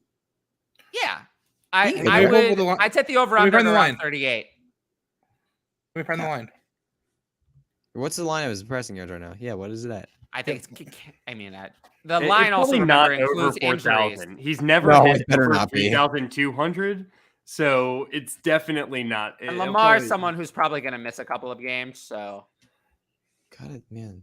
My phone keeps freezing. This is so annoying. That's a very good point, Tyler. And I would like to preface, if he plays. So if you're betting on the 4,000, I'd definitely take the under. But, Oh no, I'm not telling anyone though. Lamar Jackson's line. It's probably 35. The line is set at 36. 3,625. Take a shot. Fair. But if you take out the injury risk, then the real line is probably around 38, 39. Yeah. It's about right. Yeah. In terms of a pace. They're probably accounting for 2 games missed, if I had to guess. Yeah. Something like that. Yeah. But anyway, I would just say that, I would not. It's likely. The Ravens offense is not going to become a 5,000-yard passing offense, but there could be more passing. With that said, Zay Flowers, it is a worse situation in that in order to be really amazing in the Ravens offense, you have to be the best receiver in the league or close to it. In other offenses, you can be just good and still be a back-end wide receiver 1. There are offenses where you can be just good, but you can get there. I mean, it happens on the elite offenses. T. Higgins is really good, but I don't think T. Higgins is one of the best wide receivers in the league. And he can get there. So it's tough. It's tough. And also Zay Flowers to me was not a prospect I loved. So, I'm kind of out on him compared to Price. He's definitely behind the other 3 guys. Significantly. Like, for sure. Gavin wants to play devil's advocate. Lamar doesn't miss as many games as you think. He's played a larger percentage of his games than Joe Burrow. It's just been the last 2 years. It has only been the last. Well, because Joe Burrow tore. Joe Burrow tore. He missed most of the season, and Lamar played like 2 full seasons before Joe Burrow even came into the league. Yeah. So statistically, he is correct. Especially when you go into percentage. Lamar Jackson the past 2 years has missed 4 games each year, or 5 games each because it's 17 missed more now. last year. Yeah. And then 2 years before that, he had missed a game each. Yeah. Was one of them like a game like the last week of the season? There was. I'd have to check. Well, there was the poop gate. 29. He came back. He came back and he's still. That was an experience. Game-winning touchdown at the end of the game. 20. The 2019 one was his MVP season. That's when the Ravens were great. Last year. Sorry, we're holding people accountable for COVID. I still blame it on the shrimp Alfredo. Yeah. He's a big shrimp Alfredo guy. And, oh my god, shrimp Alfredo! I love the tummy issue there. Yeah, exactly. The tummy issue. He likes the shrimp Alfredo. I like doing mocks. It just kind of Samaje Perine was. I had to scroll so far down to find him. Mm-hmm. Sean Tucker. Oh man, I wrote about him. I was so sad. He has such a good college. I love that value. Sean Tucker has such a good college profile. It's very sad, honestly, that he fell that far. Yeah, fell that far out of the draft. Sad that the heart issue kind of made its way in like the last couple of weeks. I feel like it just kind of took him off teams' boards entirely. Let's see. I'm rooting for him though. He had a good college career. I think. Does anyone else here think Higbee's a bit underrated? No, because this offense. How bad that Rams offense is. Yeah, this offense outside of Cooper Kupp though is wide open. I was interested in tight ends, just not the one that the one that you took. Stafford's back and great to go. He could easily be a top 10 tight end. Today. He could. I know he legit could. I count like 6 starting quarterbacks that are left 6 in PPR last year. Yeah, I didn't even realize he was that high. Yeah, he was so good. He had 108 targets. Oh! You did it to me. I just think that it's time. Will Levis, or I was maybe going to wait until the turn. There's a lot of quarterbacks still available right now. Yeah. But Will Levis has the most upside. I hope the Rams find some other weapons because someone's going to emerge in that offense. Yeah. I mean, whether it's Puka Nacua or what? No, it's no. Van Jefferson. It's Cooper Kupp. What do you mean? Cooper Kupp, and it's nobody else. I think Tyler Higbee has a shot to be that guy, so I'm taking him. I like Puka Nacua. Yeah, I'm fine taking a shot on him. But I'm also not. I'm not chasing pieces of this offense. You know what? No, I didn't. I like Akers though. I like Akers a lot. I don't hate Akers. So let's just keep going. He's set up. He's set up. Man. It's funny. Don't worry about Hendon Hooker. Don't worry about him. Brock Purdy. All right. Okay. I don't feel great about Hendon Hooker there, but I'll put him on my Texas squad because we definitely got that right. I'll take my chances on the flop draft capital from last year. Oh, come on. That was my guy. Next. I mean, they need weapons. I do like they got Juju. Tyquan Thornton is actually someone who rose a little for me in the draft because I'm kind of surprised they didn't take anybody really. I mean, they took Keishon Boutte in the 6th round, but I'm kind of surprised that they didn't add someone earlier. I mean, they were a team. New England was a team I thought was going to take a wide receiver in the first. I honestly they didn't take a wide receiver in the first. It's so interesting that this guy is 6th. so low. I never loved this guy as a prospect and I don't think he's going to be anything. I feel like he's going to be replaced next year, but he can run. And if he develops at all, Desmond Ridder, I mean, there's such a good offense around him too. He's got Kyle Pitts, Drake London, Bijan Robinson, take a shot. At this point, why not? Oh, I he can run too. I know Tyler does not like any of these because no. Oh my gosh, Matthew Stafford is a really good value there, actually. I didn't realize he was still around. He's either Ridder or Stafford for me. I was considering. I'd much rather have Stafford. Ridder is terrible. But what if he's not? Then he'd be an outlier because he's a terrible Stafford, college he's bad. He's bad. No, I don't know. I'm sorry. I'm not aware when I learned that Stafford is bad. My tongue is white. He looks bad. I'm more concerned that he has got a broken back and that. I'm more concerned. I'm gonna take a shot. If you tell me the most doctors would say he should never play football again. Listen, if you talk about the go back to 2021 veteran or a young player with some upside that can run the football, I'm gonna take that quarterback all day. I'm gonna take the young guy. I'd be surprised if Desmond Ridder starts more than 6 games. I would be surprised as well. I think he is. I genuinely. I think he's going to be benched by the end of. I do believe he's going to be benched, but at least the end. I'm good on him. Taylor Heineke gonna be the guy. Yeah, Heineke's gonna take. Well, not long term, but I do legitimately think he's going to be benched. Yeah. Because I think the reason he's going to be benched is I think they want to see what they have in Desmond Ridder. But if it doesn't, no. None of this makes any sense. But also, Desmond Ridder is bad. Let's just stay out of that one. But no, I think they want to see what they have in Desmond Ridder. But if it doesn't work out, they're going to bench him, put in Taylor Heineke so they can see what they have more in Drake London and Kyle Pitts with someone a little more competent. Like, it's not only the quarterback where you have to see what you have. If you have a more competent quarterback on the bench and you know Ritter's not your guy after 6 games, you can bench Ridder, put in Heineke, and then see the rest of your offense work a little more functionally to kind of evaluate, is Kyle Pitts really what you thought he was? Yeah, is we Drake saw London Heineke really a 1? We saw Heineke too come in for fantasy last year for the Commanders. Heineke is okay.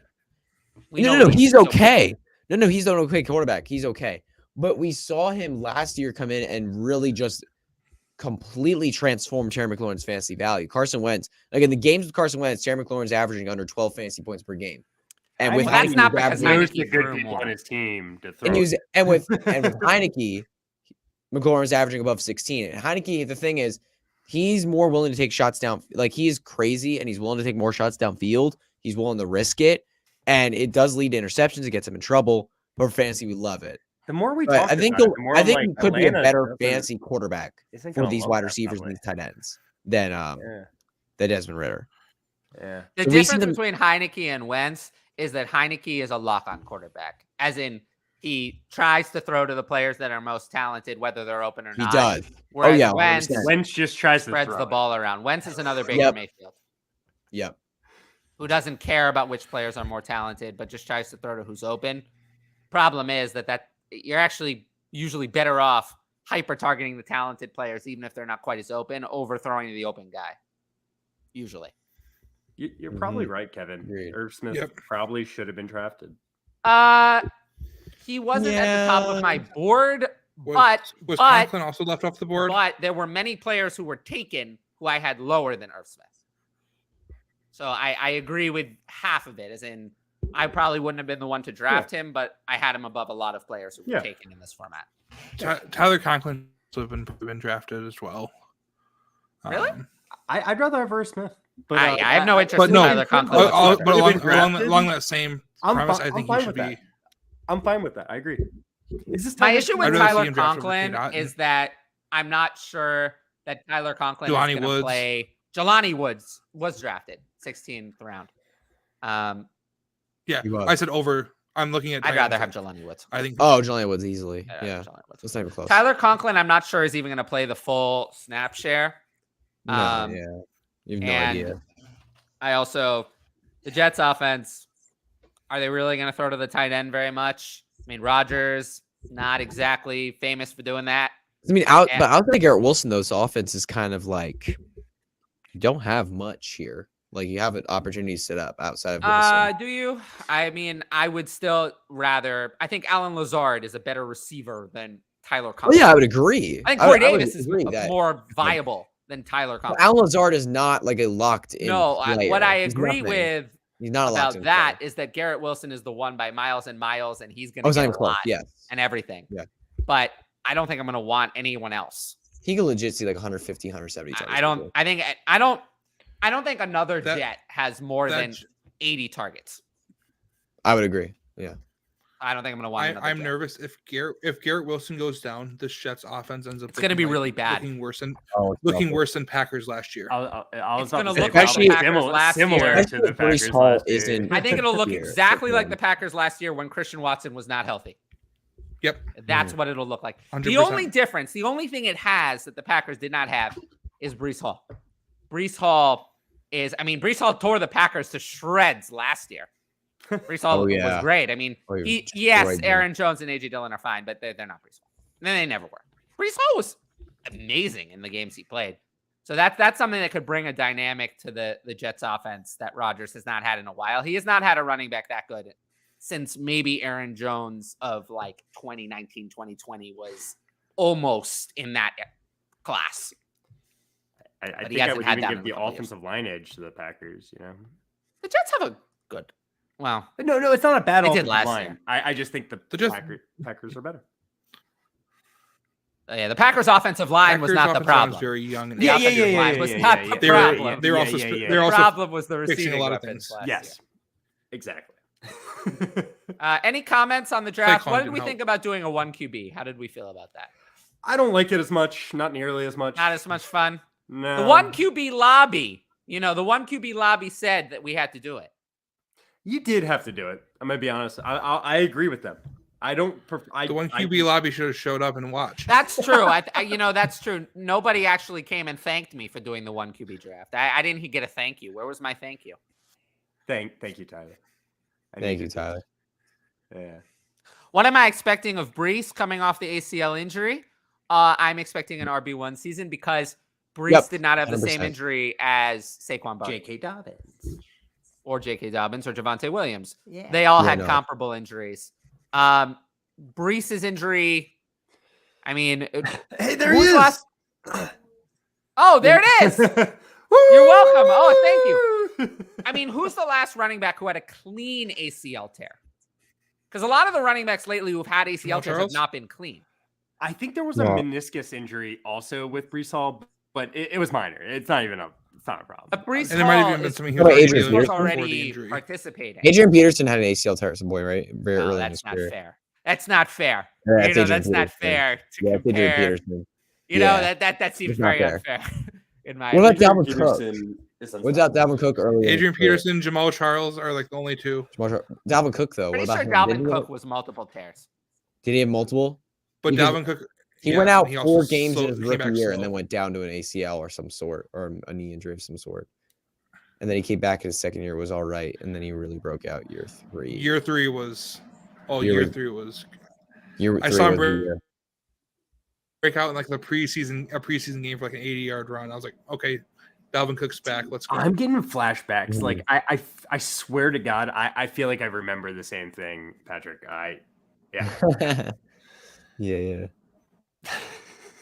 Yeah, it was just a preseason game, and then he did like another 30 or 40-yard run that got called back. I was like, oh, all right, Dalvin Cook, here we go. Nostalgia. Which I hated as a Packers fan. Yeah, Dalvin Cook's also like 3 touchdown games against the Packers, and I'm like, you mother! But my fantasy team, but my Packers.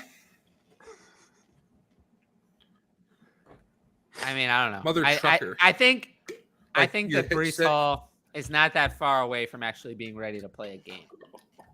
No. I expect him to be a full participant in training camp, and I'm really not worried. To be honest with you. I mean, didn't Nick Chubb have like a devastating knee injury and then come back? In college, right? Yeah. He was the same age as Brees Hall. He was actually older than Brees Hall is now when he had that injury. Yeah. I mean, there aren't that many. I mean, there still aren't that many ACL tears. I mean, there's not that big of a sample size. So we'll have to see. The crew, 1 QB crew is coming out to say hi. I think oh man. I think we're done looking at the mock. Yeah. Adams 206, 207, or McLaurin in 24 first? Because the 206, 207 at a super flex is gross. It's a lot of weird players at that range. Getting like Mims or Downs or that first is so interesting. That first is so interesting because that first could be a top 5 pick, which could get you a huge player, like a big time player. I'm not convinced the trading getting Adams in 206 to 207 is making any team better and looking more like a contender than. I don't know if it's I don't think it's anything to put. I'll heavily lean either way. I'd rather have McLaurin over those 2 picks, and I'd rather have the 24 first over Adams at this point. So I guess I would go Yeah, I'd go McLaurin. So where are you gonna go? I'm confused. Yeah, 24 first then. Okay. I'll lean McLaurin yeah. the first, but it's so close to me. It's a little situational. Is the 2024 first the best asset in that deal? Yeah, it is. Yeah. Imagine that conversation a year ago or 2 years ago. Yeah, it's insane. Yeah, I think the 24 first would be. Oh. Yeah. I demanded it, and the 1QB lobby has spoken up. They've spoken up and they've made claims that they made demands, and I have delivered on those demands. So I appreciate that. Craig, we love you. When are you coming on the show? Craig. Yeah, I'm just not worried about it. Would you move? What? Yes. Take the 24 fourth. You're getting Sure. Sure. You're getting 2 fourths? Sure. Yep. Boom, I'll do it. Yeah.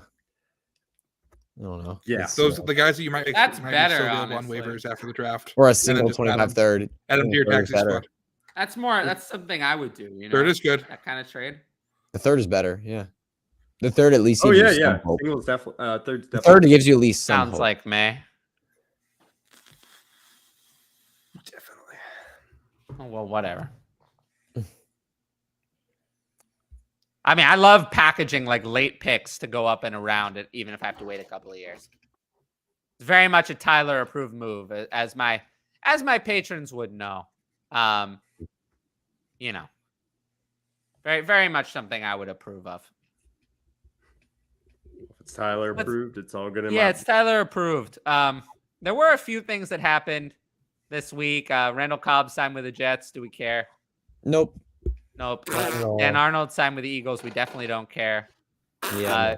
Jahmyr Gibbs will play the slot wide receiver role. Don't believe that. Every team says that every year. That never actually happens. I guarantee you he'll line up in the slot a couple times. He will a couple of times, but he's going to play running back in the NFL. They drafted him to play running back. No shit. He's going to play he's going to catch a ton of passes. For Joe's at practice, he will line up in the slot. Yeah. He's going to catch a billion passes, though. Chigakonkwo is confident that he's going to play very well this year. Yep. That's what I heard. I like him. I like him as a sleeper. So do I. He's so interesting. The weird thing is, though, I don't know what's going to happen when Will Levis comes in, because Will Levis will probably start at some point in the season. And I would think so, because the Titans are one of the worst teams in the league. Yeah, they're going to start. They're going to start Will Levis at some point. You would think so. By the end of the year. Yeah, they're going to start him. Starting quarterback. NFL schedules come out on Thursday, so we'll look and see. I might do a video on that. Yeah. I might not. If the people demand it, I'll give it consideration. Tyler, Thursday evening. I'll jump on them with you Thursday evening. We'll you will? Schedule. It's not going to be Thursday evening, but maybe another time. Okay. I might do it. Well, no, because I'm going to record the Conan show, so I'm going to we're doing that Thursday during the day, so I'm probably going to be all recorded out for that day. This is how I manage my mental health, by not doing too many recordings in one day. So I can try to give you guys energy every time. Craig, Aiden O'Connell is one of my favorite quarterbacks. I actually agree with that. I agree with that. He's someone who's underrated. 4th round pick to the Raiders. I actually agree. Yeah. Absolutely. Mm-hmm. I've heard him talked about very little, but one pod did mention it. I wish I could give him credit. I forget which one it was. I listened to so many. CJ Stroud wanted Tank Dell. We know that, but it's mentioned incessantly. The Colts cut Nick Foles. Oh, not surprised. Big Dick Nick. Yeah. Heading out to San Francisco to join Big Cock Brock. Oh no. Patrick. Oh no. We demand everything. The end of the show. It's San Francisco. We demand everything. Well, if you really demand it, make sure to like the video, leave a comment, subscribe to the channel, hit the notifications bell, and sign up for my Patreon. Otherwise, it won't exist anymore. And there's the mic drop. No, it's well, I will say it's going to exist, but that's actually not true. I'll probably write as long as I'm getting paid to do it. I'm never going to give up my Twitter account, but YouTube's been a grind. YouTube's been a grind. If you like it, make sure to watch and leave comments and likes. Cause I'm I go back and forth on my passion for YouTube. Cause I don't know. I might, got a lot of thinking to do about how I can best deliver content for the people. But if you really like it, tell me, because if the people really do like it, I will keep doing That's always what I want to say. I want to make sure I'm delivering the best for the people. So whatever the people want. We talked about the Bucs signing Zeke already. The Chiefs view Kadarius Toney as their wide receiver 1. Apparently, I think DeAndre Hopkins is still going to be their wide receiver 1 later this offseason. Let's see, a little birdie. You're not leaving that. Well, I've talked to the little birdie. You've been talking about the little birdie for a while now. Well, the little birdie says there's going to be a little delay, but it could still happen. So, the little birdie will get back to me at a later time. And Hutch, for you, the Saints like Kendre Miller a lot. They've been hyping him up a lot. Which so is now really he's definitely out of my price range. Yeah, I know. It's just I don't get the. I mean, I understand it because Alvin Kamara and Jamal Williams. I get it, but like they drafted him on day 2, even though he never had combine testing, and he was very questionable as a prospect due to that. They still picked him on day 2 as the RB4 off the board. They could have easily waited and drafted somebody else if they wanted to, but they went up and selected Kendre Miller. I think the draft capital says what they're going to want to do with him, and that's use him immediately. Maybe not get the workhorse role immediately, but I think within the next couple of years, it's going to be there. Yeah. I just worry about that because every year is a new year with an opportunity to draft running backs, and I worry about someone who has such a long runway. But anyway, let's wrap it up. So keep it under 2 hours. You guys have anything to plug? Patreon post tomorrow. My Patreon, it's coming out tomorrow. Good luck. You yeah. know, let's see if you, get as many horrible messages that I've gotten over the years about charging and stuff. I think I'm only at 3 death threats, 10 or more, 10 to 15 threats. I've gotten to hurt me. It's funny. Every time I post about my Patreon, I haven't gotten any comments saying like you shouldn't charge for anything. You're crazy. I've gotten a couple of comments saying, "Bro, you gotta relax. You're like 16. Just chill out." And never. I haven't gotten a lot of comments like that recently. Because you're not 16. No, I mean about negative about my Patreon. Oh, got you. Maybe when you were 16. Yeah, I honestly have not gotten many comments about that recently. I think it comes with. Oh, yeah, but I know they're coming. Yeah, when I had fewer followers, I think you can do whatever you want. People were a little meaner to me. Now I think people are a little nicer because they know I can punch back, and it's bad. It might actually be a pretty big punch. But yeah. Oh, you know what though? I will say age is just a number. I think anyone can create fantasy football content. I don't think the age really matters. Old or young. By the way, I see a lot of people starting out creating content in their 40s or 50s, and I think that's great. I don't care how old or young you are. It's one of those things where it's an equal opportunity for everyone, and I love that. So that's my take on age in fantasy football. Unlike my take on age in Dynasty, my take on age in fantasy football content is very different, and I absolutely agree that Hutch knows his stuff. But yeah, thanks to everyone for watching or listening. If you listened on the podcast feed, I always appreciate everyone who subscribes on any of the podcasters. And yeah, I'll have that show with Conan up. Probably have the first episode this weekend, and you'll see that drop. And then next week at 7:30 Eastern. Haven't decided what we're going to do, to be honest, but it'll be a surprise show. You'll know when I drop the show link this weekend. So you'll get to see what we're going to do every Tuesday, 7:30 Eastern. Hopefully Ryan's back to join us. And where's Ryan? We'll have everyone. I miss Ryan. Yeah, I miss him too. I hope he's back to join us next week. And I will, appreciate the audience, everyone who watched, and I'll see you all later. Peace. See ya.